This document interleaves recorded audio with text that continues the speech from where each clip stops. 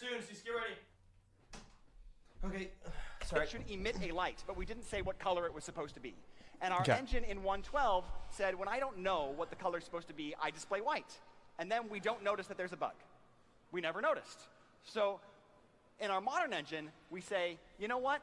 Let's display purple. Then we will notice. If I see purple, I know I have to do something. I should investigate at least and find out what the problem is. And in this case, we don't want to do what we would do in our modern version of the game. In Battle for Azeroth, if we saw this, we would have an artist come and pick an appropriate color, maybe like a soft yellow, maybe an orange, whatever they wanted for the correct aesthetic. But for us, we have a different goal. We want to recreate it as it was, authentic as it was. So we put it back exactly bright, pure white. So if anything is bright, pure white, it's actually a bug.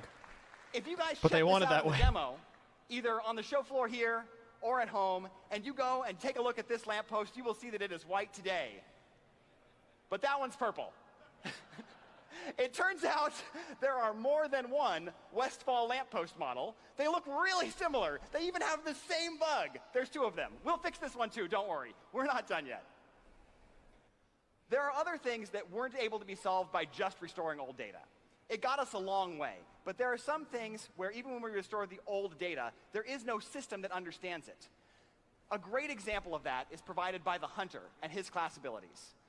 The Hunter has things that aren't represented in our current engine anymore. Things like pet training, or pet happiness, or pet loyalty, and we needed to bring those back too. We had the data for them, but we needed code that would read that data. So we went back to that original. Force it, just go to 1080. Okay, let's force it there. I feel like it's going to be it's just restoring old data. Let's see. It got us a long way, but there's by the Hunter and guys, his class abilities. It's the video. The video is fucked, not me. But we needed code that would read that data. So we went back to that original source code, and we were able to surgically remove pieces of it that would support that data and bring them forward into our modern game. So we have been able to restore these systems. I don't have a lot of funny stories about this. Wait, the bear is sad. Can you feed the bear? They needed to buy ammo. Oh my god, the bear's still sad. Or some hunters whose pets ran away when they forgot to feed them. I told you. We brought all this back. It's not just hunters, of course. There was also rogues and their combo points being on the target. Our modern resource and combo point system doesn't understand anything about changing targets. We had to bring that code back.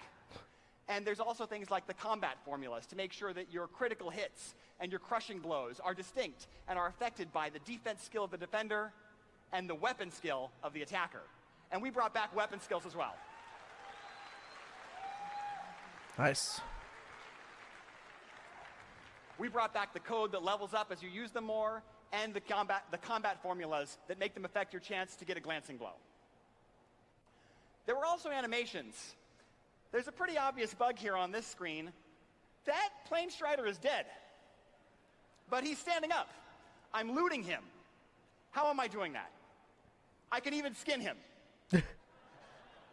Animations are stored across all three of those basic building blocks. The source code, the art assets, the data, and they all contribute different things. So restoring those, we had some problems. And it affected one of the most iconic quests that I'm sure a number of you have remembered and gone back to re-experience.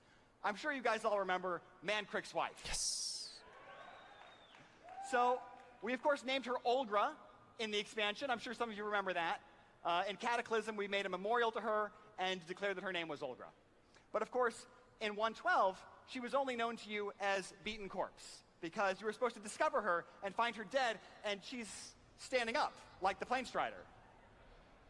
It seems a little bit odd to be interacting and inspecting a dead body that's standing up in front of you. Well, maybe not for the Horde. In any case, we were able to find these bugs, we were able to track them down, we were able to restore it, and now all of our animations are playing correctly. You can go and get revenge on the Quillbore for what they did to poor Mancrick and Olgra, and you will see them lying dead when they are dead. Yay.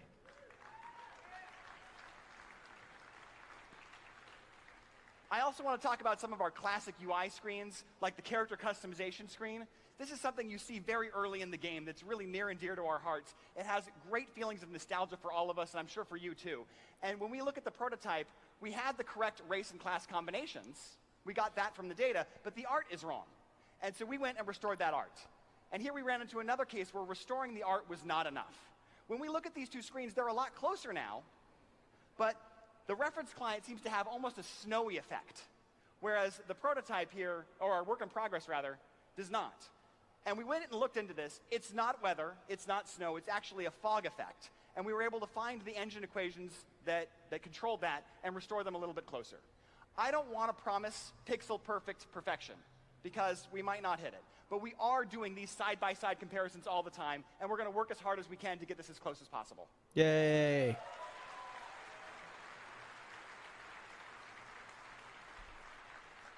On that same subject, I want to talk about Elwyn Forest. Here's an example where we went through at one point in WoW's history and we changed all of the lighting equations, and our environment artists went back and plugged in new data values to control those new equations and make things look correct for that version of the game. And so when we wanted to rewind those changes, the first thing we did was put back the old data, and we got close, but there's still some problems, like this really bright light over here. This doesn't look right. You can also see the shadows are slightly different, the fog is slightly different, but focus on this light for now. That light has a really hard edge. It's really way too bright. And when we dug into this, we found that what was controlling this was the distance fall-off equation. This is an equation that controls how much light is projected onto a texture based on how far away the light is from the thing that it is lighting. And so when we saw that this was different, we dug into it, we found the formula, and we were able to make adjustments in the code to make this look much closer. We fixed the shadows and the fogs a little bit too. So now we're much closer. I imagine at this point, you guys are wondering one of two things. Are you done yet? Or are you sure that it wouldn't have been easier to take that reference client and fix that? And I want to answer that second question first. A common theme in all of the problems and the bugs that we've encountered across this presentation so far is that they are visible. You can't fix what you can't see. So when we see these things, when we look at the modern version of World of Warcraft today, if I go to Battle for Azeroth and I take a look at it, I can see what is different between that and Classic. Like this trainer screen.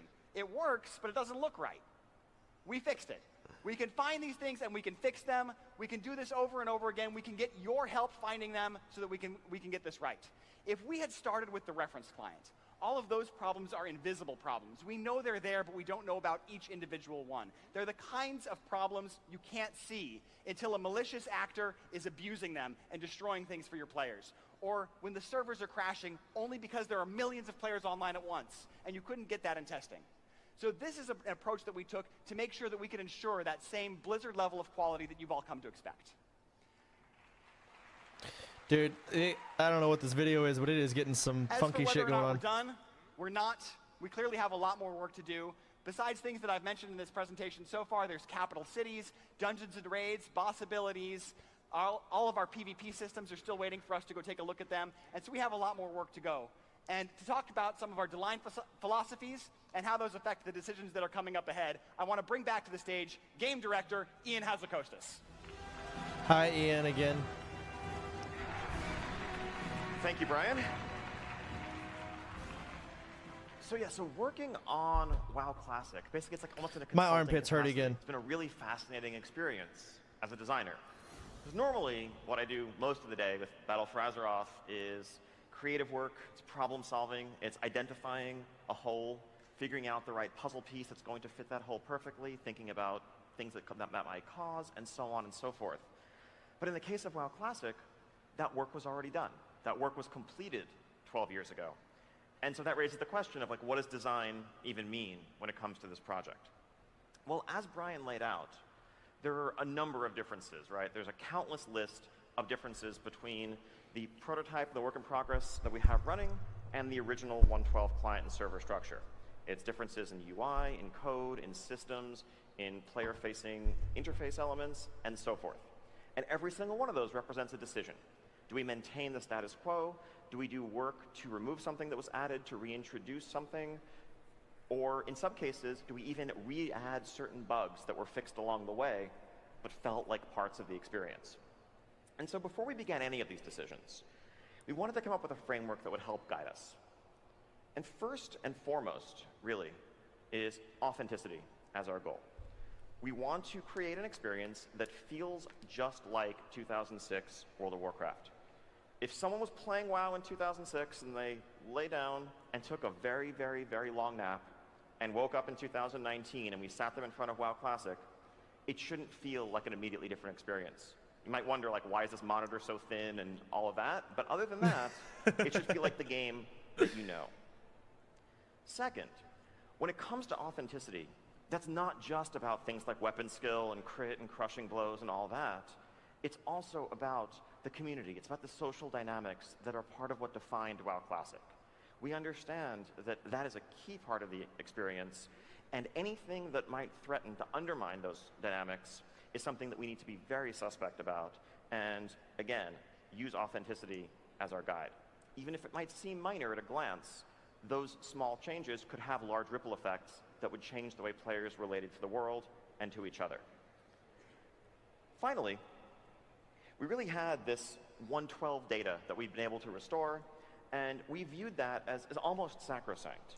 That's everything from, the world and the quest lines and the stories to individual player abilities, creature health, tuning, and so forth. There's some changes in code and architecture in the way the client responds to the server and vice versa, that if we let stand using the modern structure, might have caused this data to produce a different result when it comes to things like game balance. And we definitely worried that if we ever felt like the result was different in a way that compelled us to crack this open, it would very much be like opening Pandora's box. Because the second we start to substitute our modern judgment to solve problems from 12 years ago, we are deviating from our goal of a historical recreation of the game as it was and making something different. And that's something we want to avoid. So let me give you some examples of these problems as we dealt with them. A lot of these were really clear-cut.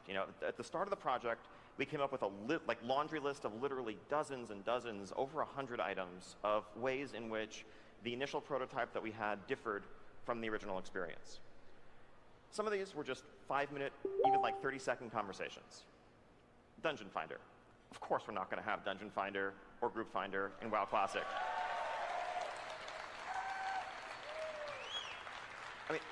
That really speaks to the core social dynamic. Yes, it was inconvenient to stand in town spamming trade chat looking for a healer for 30 minutes.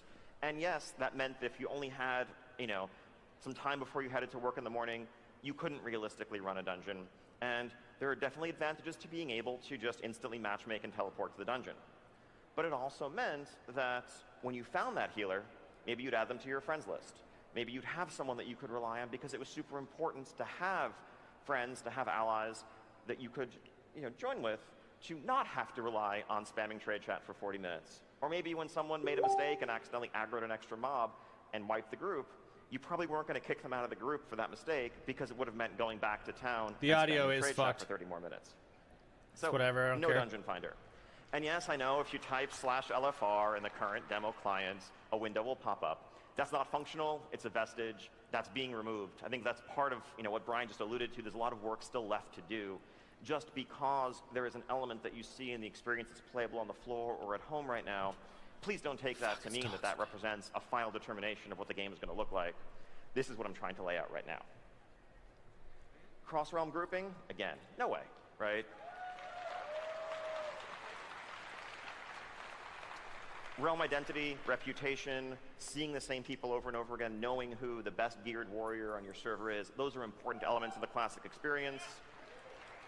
That needs to be maintained. Flying, I'm not even going to dignify that. Let's skip ahead. Achievements. No. Again, achievements weren't even introduced until Wrath of the Lich King. So even if the infrastructure were there to support them code-wise, the data wouldn't be there. But again, this was a seemingly innocuous system, but it layered on an additional set of motivations to a world that didn't necessarily need them in its original form, that had its own goals to pursue. I mean, completionists were definitely a thing back in Classic. It's just you didn't get 10 achievement points for it. You just had the warm, fuzzy feelings and the satisfaction of 999 out of 1,000 exalted down the line and full green bars. And that was really what mattered back then. And another example, unified auction houses. Over the years, Alliance and Horde now share a single auction house no matter where you go. Not in Classic. In Classic, if you want to trade with the Alliance and you're a Horde player, well, head up to Everlook, Booty Bay, Ratchet, Gadget Zan, pay the increased Goblin auction house cut. How much is it? Is it actually that much and increased with maybe using you that can auction get house? your hands on, you know, some pet or something that's not readily available to your own faction. But that's part of the feeling of the world as a whole.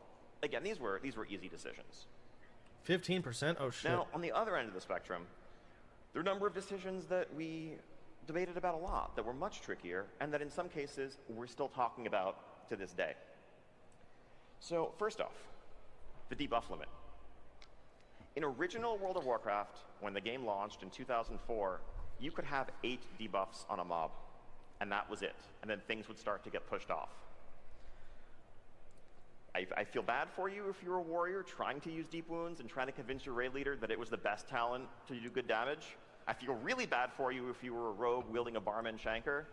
But those were, you know, that was not something that was compatible with keeping key things like Sunder armor on bosses that you were fighting in dungeons, let alone raids. We raised that debuff limit to 16 in 2005, but that's where it stood all the way until Burning Crusade when it went up to 40, and today it's like 255, effectively uncapped. Well, so what do we do here? Honestly, this was a technical limitation. I don't think this was an example of design values differing. This was just a question of how much memory was being used for each unit in the world and what could the servers handle at the time.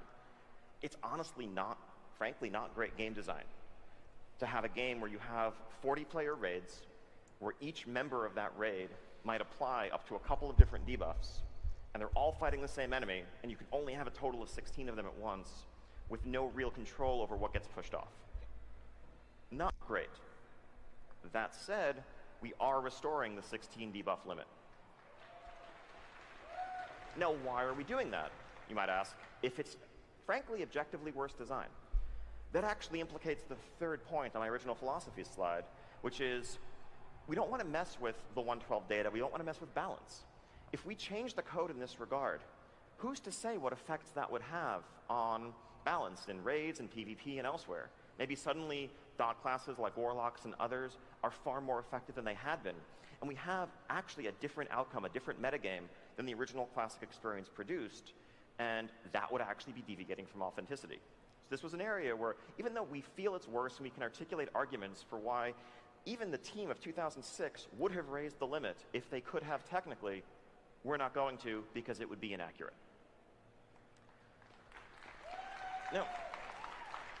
Now, shifting from combat to something that seems maybe more innocuous, mail. So back in the day, if you wanted to send mail to Nault, to a guildmate, it would actually take 1 hour for it to arrive. If you wanted to send materials to someone to craft an item for you, it would take an hour before they could get them, they could craft the item, mail it back to you, that would take another hour round trip. In fact, that made it so that you might actually want to, if you're in Orgrimmar and your guildmates in Booty Bay, go to the Zeppelin Tower, get on the Zeppelin, head out there, hand the items to them directly because it would be faster. Small, subtle thing, but it's something that actually helped reinforce the feeling of a world and navigating the world. And so that's something that we are restoring, we are removing instant mail, and it's going to go back to how it was. Yes. Now, on the other end of the spectrum, something that's not necessarily going to be the same. So, user interface-wise, back then, it was not as easy to manipulate the user interface in terms of attaching items, or today you can shift right-click to just directly take something out and put it in your bags. Honestly, it doesn't make sense to do work to remove pure UI conveniences that have no impact on gameplay, no impact on social mechanics, and the sorts of things that an add-on could easily reproduce. So yes, there'll be slight differences in that you can take mail out of your mailbox a bit faster. We think that's okay. I agree. Apologies if anyone disagrees. Another example, loot trading. So this was a system added in Wrath of the Lich King, where if you've looted an item from a dungeon or raid boss, there's a 2-hour window where you can give it to someone else, even though it's bind on pickup, who also participated in the boss kill. Now, this was added to solve a common problem that existed back in Classic, where if you accidentally looted an item, someone else in the raid was meant to get it, or maybe it was master looted to the Allow wrong it to be person, tradable. you could open a customer support ticket, contact the GM, and say, I didn't mean to loot this, I would like to give it to so-and-so. And it might actually take a 4 or 5 day turnaround time, but CS would generally help you out with that problem and transfer the item. This is a case where we're keeping loot trading in because the end result is the same. We're just saving you a 4 or 5 day wait, or thankfully a shorter wait these days given our support turnaround, but we're also freeing customer support bandwidth to focus on other player issues. The actual result is not the same. I agree. And apologies if you were planning on using the ninja looting excuse of like, I totally didn't mean to click it. I They guess aren't I doing just have this? to equip it now. Wait. They went back on this decision? Why? I'm curious. Why?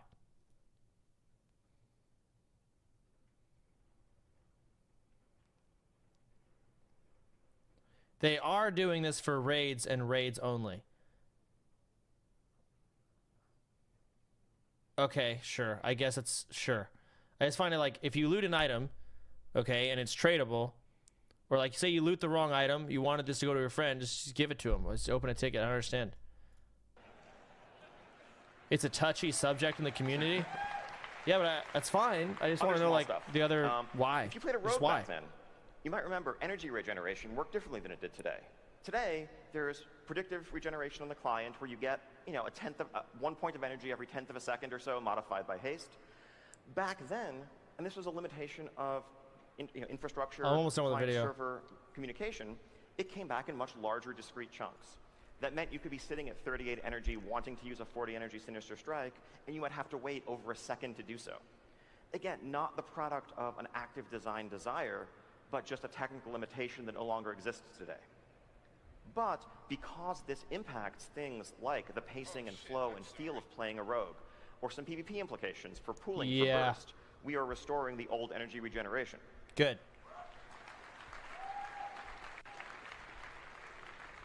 Now, finally, probably the thorniest area here, add-ons. This is one that we're still actually figuring out, and that we welcome discussion with the community and add-on authors regarding. Way back in 2005, 2006, add-ons could do some things that they can't do today. Some very powerful things, like making intelligent decisions regarding spell casting, spell selection, targeting, canceling your casts if they weren't going to be effective. And those functionality was removed in Burning Crusade. Now, using modern author knowledge and the overall sophistication of the community, combined with that old tool set, you could pretty much write add-ons or macros that could automate playing your class, where you just push the same button over and over again, and it does your rotation perfectly, it picks the right targets, and so forth. That's something that we feel is antithetical to the spirit of World of Warcraft, whether it was in 2005 or today. And so those functions will not be available in the modern UI. On the other end of the spectrum, though, there's stuff that's been added to the UI API since then that allows for the creation of add-ons that communicate with each other and can be used to create social networks within the game.